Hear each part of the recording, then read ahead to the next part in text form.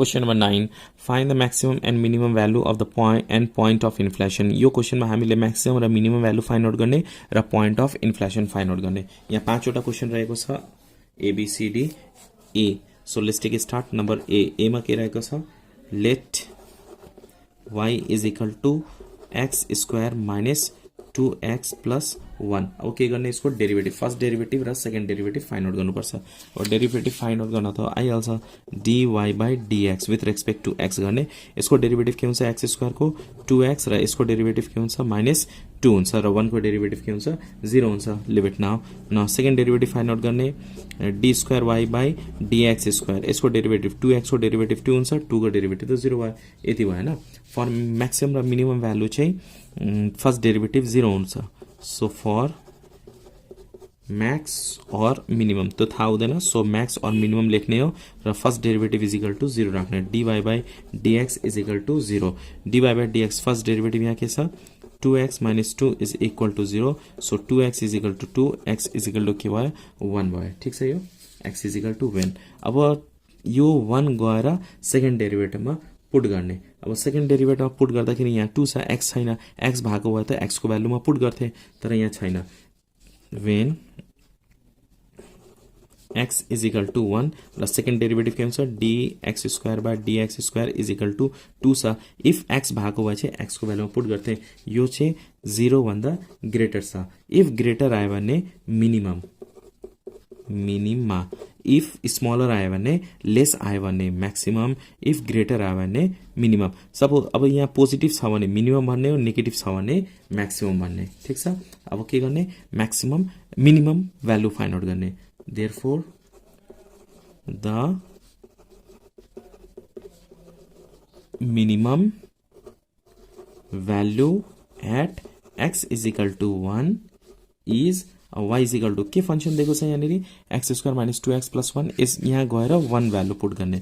So 1 power square minus 2 into 1 plus 1 र minimum value कति आएको छ यो 1 plus 1 2 minus 2 0.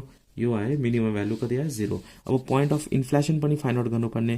For point of inflection find out गर्न सेकेन्ड डेरिवेटिभ चाहिँ 0 हुन्छ. म्याक्सिमम मिनिमम फाइन्ड आउट गर्न first derivative 0. Point of inflection find out गर्न second derivative is equal to 0. त सेकेन्ड डेरिवेटिभमा के छ यहाँनिर 2 छ. So dx square is equal to 2 which is not equal to 0. अब यहाँनिर के गर्छ point of inflation find out गर्न सकिएन. So there is no point of inflation. र कुनै पनि जस्तो अब 2x 2 plus x त्यस्तो भएको चाहिँ point of inflation find out हुन्थ्यो. यो भयो A नम्बरको. Hope you understand. यो maximum minimum value find out गर्न फर्स्ट डेरिवेटिभ 0 र point of inflection find out गर्न सेकेन्ड डेरिवेटिभ 0. सो हामी यहाँ फर्स्ट डेरिवेटिभ र सेकेन्ड डेरिवेटिभ दुईटै फाइन्ड आउट गर्छौँ. Look at number B. X cube minus 3x plus 4. अब यसको फर्स्ट डेरिवेटिभ फाइन्ड आउट गर्ने. सो यहाँनिर y is equal to let y is equal to यो गरिदिउँ dy by dx is equal to के हुन्छ यो 3x स्क्वायर माइनस 3 भयो. यो भयो फर्स्ट डेरिवेटिभ. अब सेकेन्ड डेरिवेटिभ फाइन्ड आउट गर्ने d square y by dx square is equal to 3 2 जा 6x हुन्छ यति. अब के गर्ने for maximum minimum same process. For max और मिन के गर्नुपर्छ फर्स्ट डेरिवेटिभ 0 गर्नुपर्छ. dy by dx is equal to 0. फर्स्ट डेरिवेटिभमा के छ यहाँनिर 3x square minus 3 is equal to 0. 3x square is equal to 3, x square is equal to 3 by 3, x square is equal to 1. Therefore x is equal to हामी के लेख्छौँ यहाँनिर plus minus 1. अब यो गएर कहाँ पुट गर्ने सेकेन्ड डेरिवेटिभमा पुट गर्ने. वेन दुईटा भ्यालु छ यहाँ 1 को त्यही भएर when x is equal to 1 हुँदा के हुन्छ then d square y by dx square is equal to 6 into 1 is equal to 6. यो चाहिँ 0 भन्दा के छ ग्रेटर छ. त्यही भएर यहाँ के लेख्ने मिनिमा. ठिक छ मिनिमा लेख्ने. अब मिनिमम भ्यालु फाइन्ड आउट गर्ने. देयरफोर मिनिमम भ्यालु इज यो 1 गएर हामी कहाँ राख्छौँ यहाँ राख्छौँ इक्वेसनमा राख्छौँ. So minimum value is y is equal to 1 power 3 minus 3 into 1 plus 4 is equal to 4 plus 1 5 5 minus 3 भनेको 2 भयो. सो मिनिमम भ्यालु भनेको 2 भयो. अब when x is equal to -1 यहाँनिर दुईटा भ्यालु आएको छ. यो स्क्वायर अर्कोतिर गएपछि प्लस माइनस रुट हुन्छ. प्लस माइनस 1 छ. एकपल्ट पोजिटिभ 1 लिँदा मिनिमम भ्यालु आयो. अब -1 लिँदाखेरि के हुन्छ हेरौँ है. सो सेकेन्ड डेरिभेटिभमा राख्नुपर्छ to check either maximum or minimum. Check गर्नलाई हामी सेकेन्ड डेरिभेटिभमा राख्ने. 6x छ. सो x को प्लेसमा के राख्ने -1 राख्ने. 6 minus 1 is equal to -6 which is less than 0. Less than 0 भयो भने के हुन्छ म्याक्सिमम हुन्छ. म्याक्सिमा लेख्ने. अब म्याक्सिमम भ्यालु फाइन्ड आउट गर्ने. म्याक्सिमम भ्यालु इज अब कहाँ राख्छौँ हामी यहाँ इक्वेसनमा राख्छौँ. y is equal to x को प्लेसमा -1 राख्ने.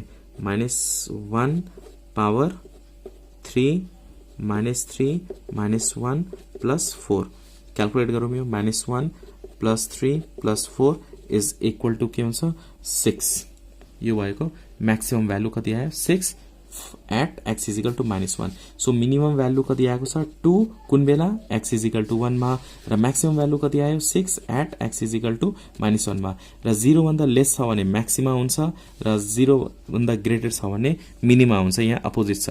अब के गर्ने point of inflection find out गर्ने. Point of inflection find out गर्न के गर्नुपर्छ second derivative is equal to 0. अघि पनि हामीले गर्यौं for the point of inflection second derivative is equal to 0. यहाँनिर x को फर्म थिएन त्यही भएर नो पोइन्ट अफ इन्फ्लेसन. तर यहाँनिर x को फर्ममा छ. सो हामी के गर्छौं पोइन्ट अफ इन्फ्लेसन यहाँ गरिदिन्छु. फर पोइन्ट अफ इन्फ्लेसन के लेख्ने हामी second derivative is equal to 0 is equal to 0. अब सेकेन्ड डेरिभेटिभ कति आएको छ त्यहाँनिर 6x थियो. 6x is equal to 0. So x is equal to 0 भनेको एन्सर यो पोइन्ट अफ इन्फ्लेसन भयो. Hope you understand this question related with maximum and minimum values and point of inflation taken from class 12 business mathematics and other questions. Hope you can do it. C number, D number, E number. अब यहाँनिर यो गर्न सकिहालिन्छ. यो पनि गर्न सकिहालिन्छ. गाह्रो छैन. यसको डेरिभेटिभ चाहिँ कसरी निकाल्ने म एउटा हिन्ट्स दिन्छु. यहाँनिर x plus 25. So x plus 25 यो x माथि जान्छ. सो x पावर -1 हुन्छ. यसको डेरिभेटिभ निकाल्दा फर्स्ट डेरिभेटिभ निकाल्न के गर्नुपर्छ x को डेरिभेटिभ के हुन्छ 1 नै हुन्छ. यसको डेरिभेटिभ निकाल्न यो -1 अगाडि आउँछ र यो दुईटा मल्टिप्लाई गरिदिने और -1 अगाडि आउँछ. 25 पावर x पावर -1 -1 सो -2 हुन्छ. ठीक छ यो. So we can write here 1 plus minus -25 x power -2. Similarly second derivative find out गर्ने d square y by dx square. In same process you can do it. -2 फेरि अगाडि आउँछ और यो दुईटा मल्टिप्लाई गर्दा पनि हुन्छ. Hope you can do it. Please comment the answer of question number E. यसको म्याक्सिमम भ्यालु मिनिमम भ्यालु के आएको छ यो दुईटा C र D त गर्न सकिहालिन्छ.